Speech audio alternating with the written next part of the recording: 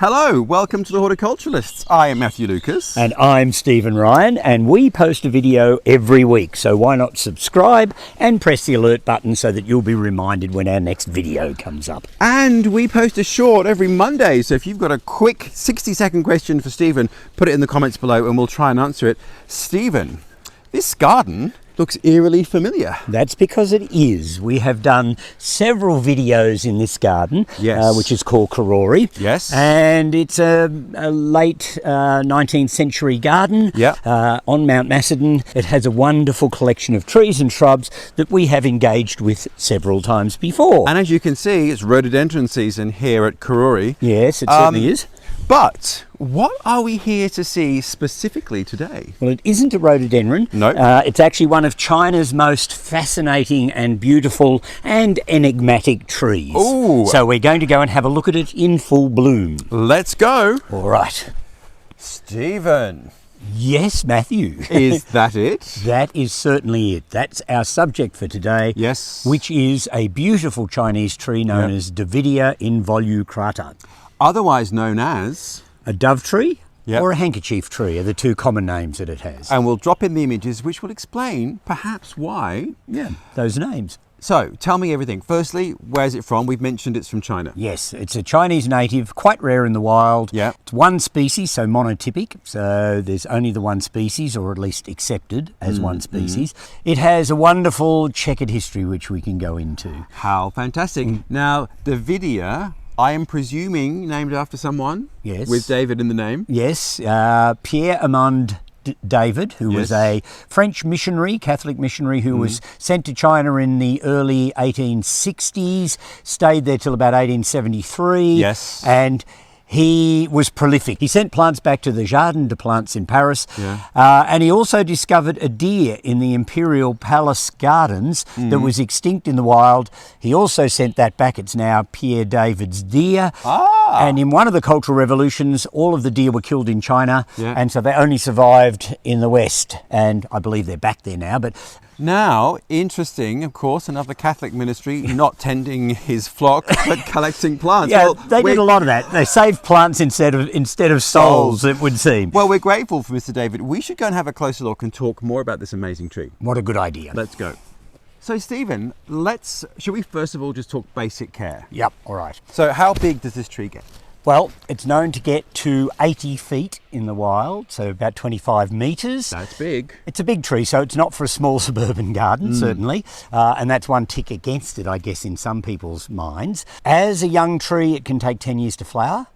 So you need to be aware of that. Although there is a cultivar out there called Sonora, which flowers young. So if you can get a grafted Sonora, it will flower within a year or two. So go for that one if you can get it. And we have some footage of that one, which we'll drop in now. Yes. So it has made Australia, although at this stage it's virtually unavailable, but it will become more so hopefully in due course if you've got a big enough garden to cope with the tree in the first place. Right. So same size, just going to flower younger. Yep, it's just a younger flowering one. If anything, its floral bracts are perhaps a little bigger as well. So, and it's certainly a heavy flower. So if you can get Sonora, it's definitely worth looking out for. Otherwise, plant a seedling 10 years ago and then you'll have it in flower now. The old adage, when was the best time to plant a tree? Last year. Yeah, exactly. Now, in China, what's the environment that it's coming from, sort of climatically? Well, it comes from mountain forests, not right up in the mountain, of course, but on the sides of mountains. It grows in amongst other trees, so it grows in a fairly protected environment, which is another issue with growing it in perhaps climates of Australian types, because it's only really in the hill gardens in Australia where we can grow Davidia really well. Right, so it's not going to cope with our summer, with the sun. No, look, when it gets to 40 degrees and you've got a howling northwesterly going through, which of course is our hot winds. That's 110 Fahrenheit. Yeah, it will just burn Davidia. So it needs a sheltered, coolish aspect. Plenty of light though. It doesn't want to be in dark shade because it won't flower well. It needs a fairly deep, well-drained but never dry soil that's humus rich. Am I talking everybody out of it by now? It's a very exacting tree to grow well.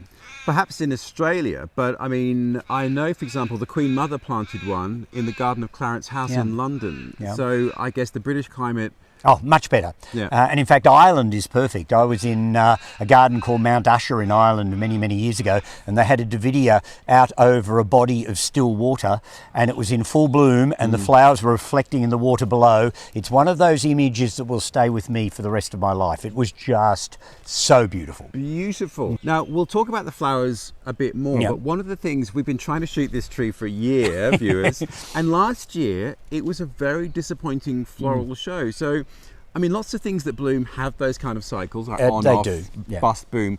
Obviously, that's the same with Davidia. It can be the same with Davidia. I mean, you can generally rely on some flowering, but some years are definitely going to be better than others. Yeah. And this year it's flowering really well. But you're right, last year there was just a smattering of flowers, so we had to put off the filming till this spring. We did. And just to contextualise, we'll show you this. We're in Mount Macedon towards the top, so it is a much cooler, Yep. moister, cloud-laden environment than Melbourne at the Yep. bottom of the Well, hill. I can't grow one even in my own garden down at Can't the you? bottom of Mount Macedon because the soil gets too dry in the summer. Yeah. So I've tried a couple of times and I've given up on Davidia down there. So Yeah. it's a pretty exacting tree. It does require good conditions, but it is pretty cold hardy. So in the cold parts of the world, it is reasonably reliable. So Interesting. So a marginal plant for us, but in other parts of the world where our viewers are, probably great. Yeah. Because this was my question. It's so beautiful. Why don't people plant it more? But I guess think I've explained that.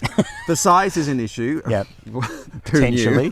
Yeah. And climatically, obviously, too. Yeah, so it is an issue. And of course, even if you can grow them well, a lot of people just don't bother because of the time lag between planting and flowering. Yeah. But I have to say the foliage is really good. Well, I was just looking, it reminds me of a mulberry. Yeah, it's got big, soft green leaves. It's Yeah. lovely during the season. It has this beautiful tabulated branching arrangement, so you've got these lovely flat layers of branches. Not unlike a cornice. Not unlike a favourite. cornice, which I'm very fond of. Although it's not in the same group of plants as cornice, it's in the Nissaceae family, so it's related to Nissa, or the Tupelo from North America and China. Wow, So okay. doesn't look anything like it, I have to say, but there you go, that's what the botanists tell us. Yeah. So it has a lot going for it. So its autumn colour can be good. So even if you've got to wait a fair while to flower it, its foliage and its form can make it a very useful tree in a garden anyway. And we did take some footage in autumn just to show you what it looks like, and it is a sensational tree. Oh, beautiful. So there is a lot going on. You've got beautiful spring growth, Yep. you've got fantastic autumn foliage, and then this amazing flower. We'll get to the flowers in a minute because they are sensational. But to contextualize this, the mountain has a bit of remnant eucalypt. So there's eucalypt shade behind. There are, what are they? Oh, there's some very big Douglas firs. So Very big Douglas yeah. firs here, some oaks. So it is protected. Oh yes, it's but- very sheltered where it's growing. Well, I think we should go and talk a little bit more about the flower. What a good idea. Well, I guess the thing about this tree is the flowers. It certainly is. Look at that. It's incredible. Question though, Stephen, following on from our cornice video a few weeks ago, Yeah. is this a flower or is this a bract? Well, they're actually bracts, or involucrata means having bracts around the true flower. Oh, does it? Yeah, so the true flower is that little fluffy business in the middle, which is basically all stamens. Yeah. So we there you bring go. that a bit closer. There we go. There we go. So that is the true flower, and these are two modified leaves, which are called bracts, Yeah. which surround the flower when it's hanging on the branch. And again, that is like waving a red flag to pollinators, isn't it? To Exactly. say, here we are, here we are, here we are. It's absolutely stunning.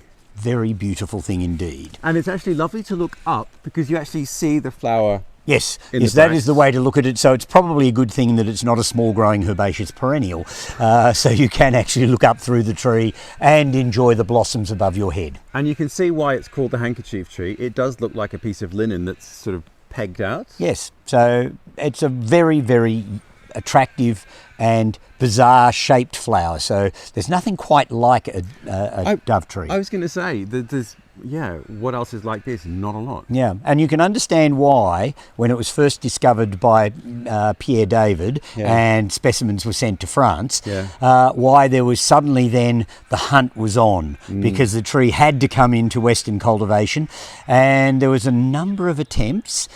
But we might go into that a little later. What I do want to just finish up on is the seeds. So the seed pods. Yes, well the seeds are about the size of a walnut. Quite large, heavy-looking things that Yeah. sit below the branches where the flowers were, of course. Yeah. And it also has a slightly unusual characteristic about it. Yes. And something that the early collectors didn't know about was the fact that the seed has to be about 18 months old before it will germinate. So it drops off the tree in the late autumn, early winter. Yeah. It sits underneath the leaf mould right through the following summer, autumn and winter. Yes. And then normally germinates in the second spring. So a lot of seed in the initial phases was thrown out assuming not to be viable because it didn't come up the first spring and people didn't know about this double dormancy thing that Davidia has. Interesting. I wonder what the evolutionary purpose for that is. Absolutely no idea. It must have some purpose. I mean, the seed may well drop off the tree immature because it needs to get down to the ground as quickly as possible, and then it has an after falling ripening thing. Stephen, you're... So there could be something to do with that, and I know it wasn't spread by giant sloths, but apart from that, I'm not quite sure why its seeds would have been so big and why they would need a double dormancy.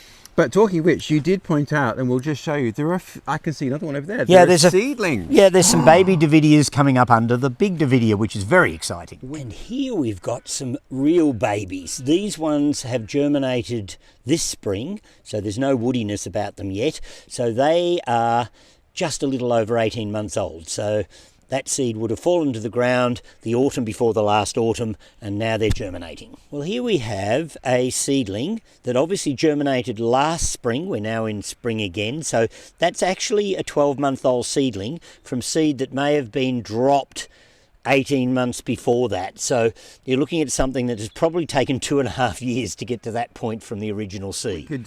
Well, I was going to say dig them up and sell them, but you already sell the video at your nursery. Yeah, don't you? but I could come up and lift them and dig them up and sell them. We'll have to ask the owners nicely. Yeah. But let's go and talk more about the collecting of it over there, because All we right. get a lovely view of the tree. What?